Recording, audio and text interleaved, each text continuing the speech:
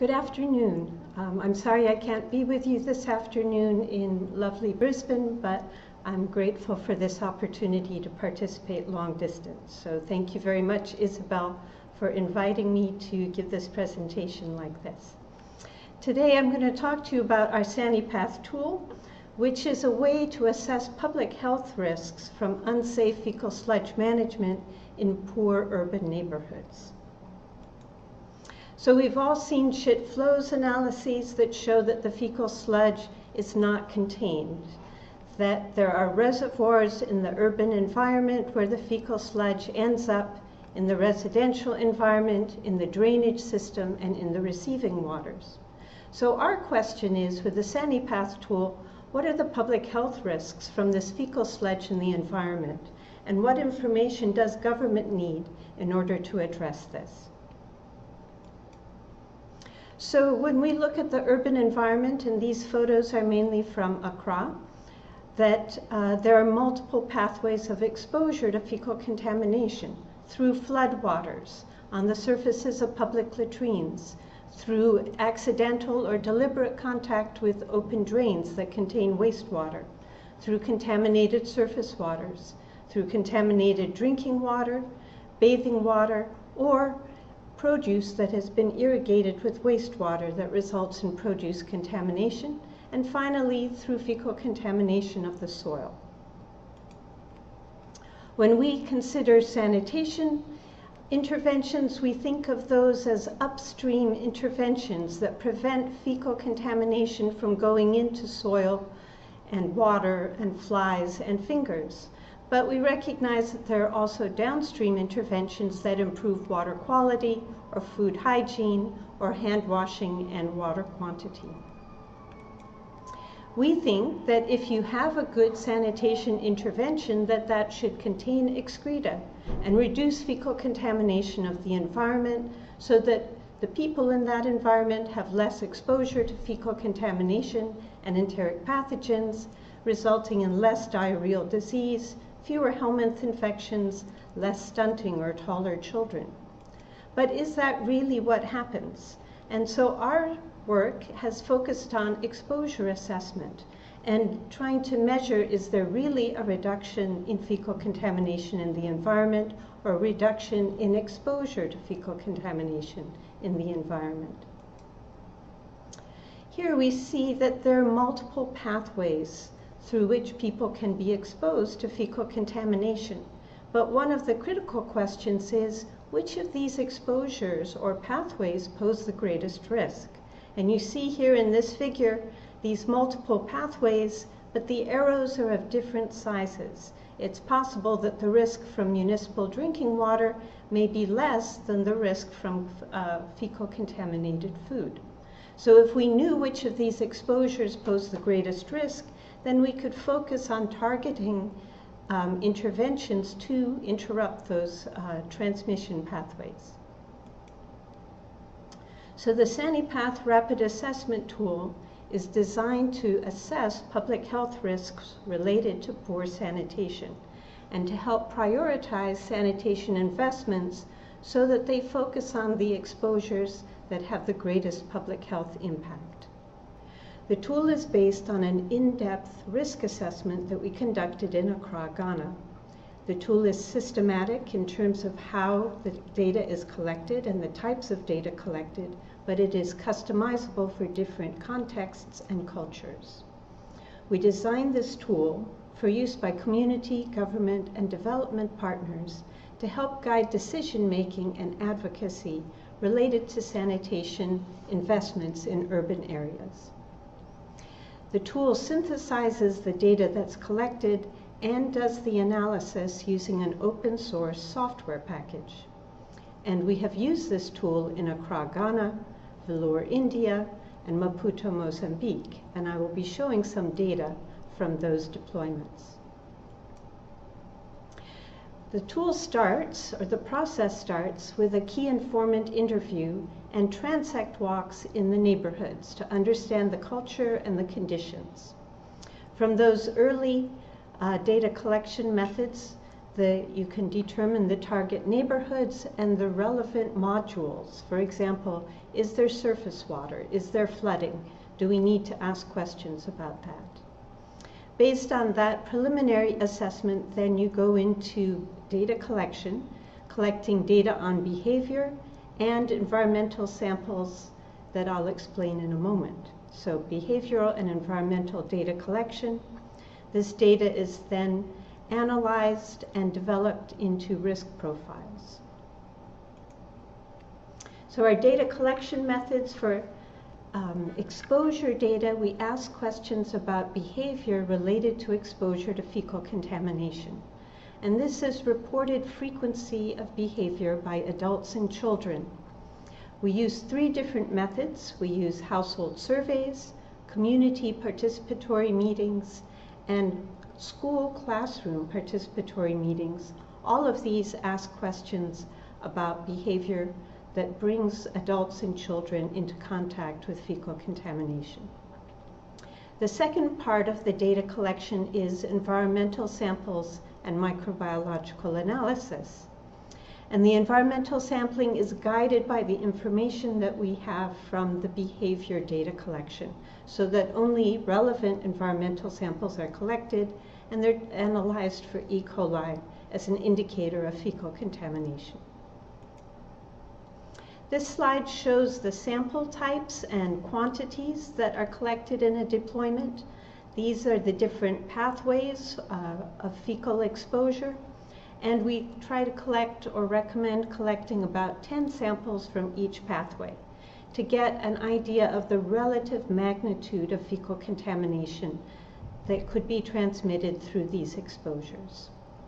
For the behavior data, we recommend 2 key informant interviews, about 100 household surveys per neighborhood, and then school group surveys and community group surveys. This slide shows the outputs from the tool.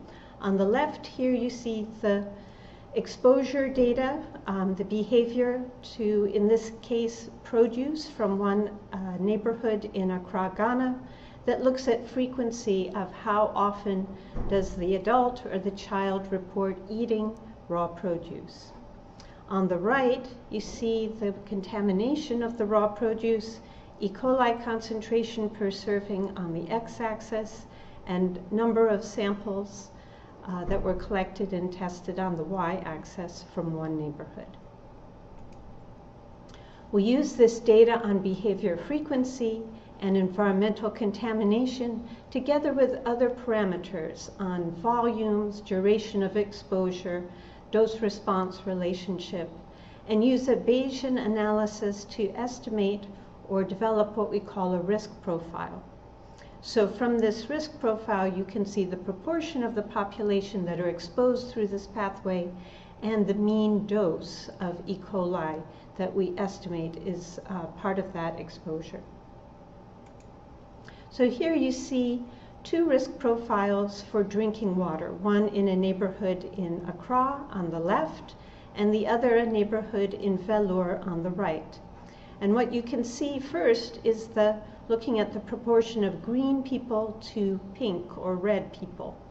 The green people are unexposed either because they don't drink the municipal tap water or they're drinking water that's uncontaminated, high quality municipal water. The red people are the ones that are exposed to fecal contamination or E. coli through the tap water.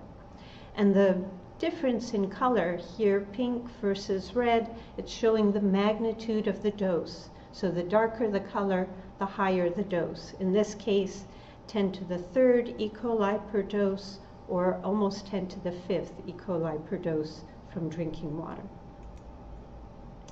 You can also look at all of the different exposure pathways for one neighborhood and compare them. So this is for Accra, Ghana.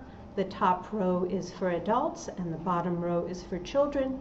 And you can quickly see from looking at these risk profiles for open drains, drinking water, raw produce, and public latrine surfaces that open drains in Accra probably pose the lowest risk because very few adults and children reported contact with open drains. However, the pathway of greatest risk in this neighborhood was through raw produce that was irrigated with wastewater.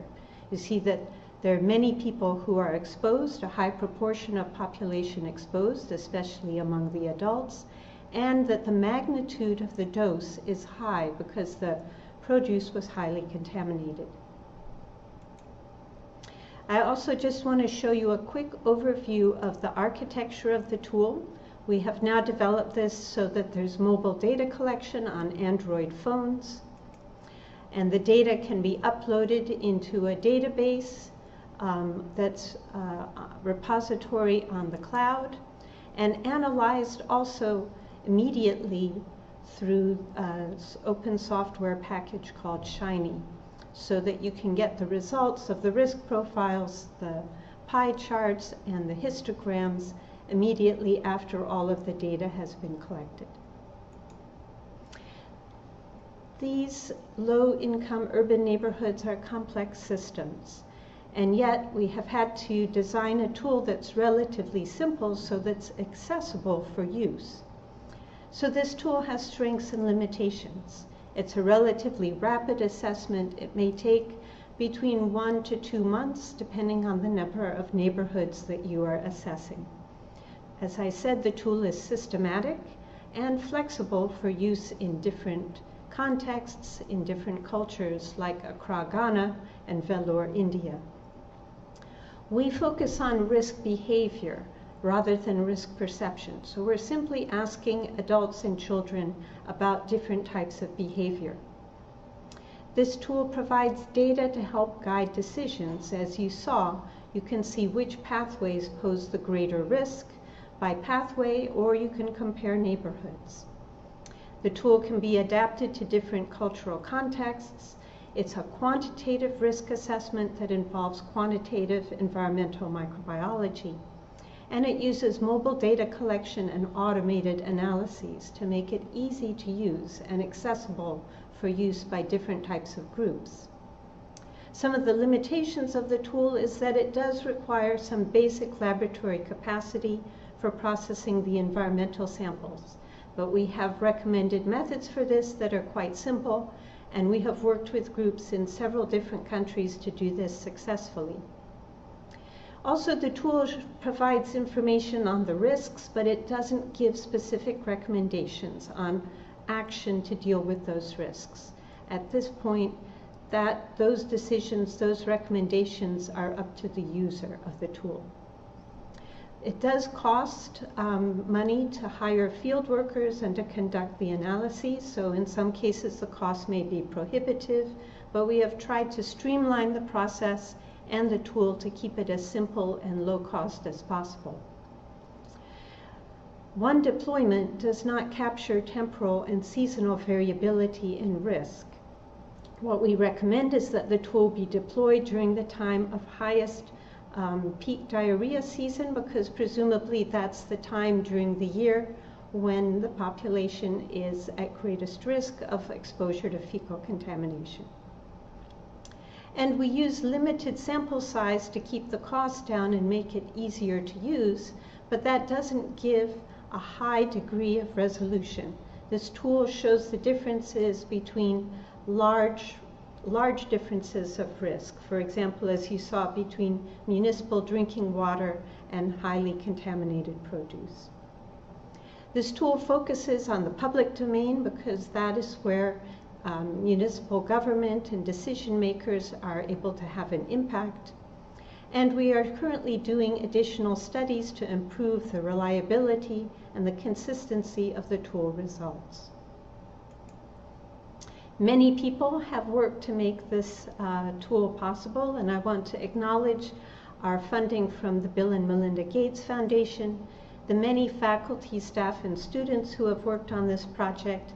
We've had great collaborators in Accra, Ghana, in Vellore, India, and in Maputo, Mozambique, and we've also had the advice of several expert committees. So thank you for your attention. I just want to point out that we have a website, SaniPath.org, and also we will be on hand through Skype to answer any questions that you may have. Thank you.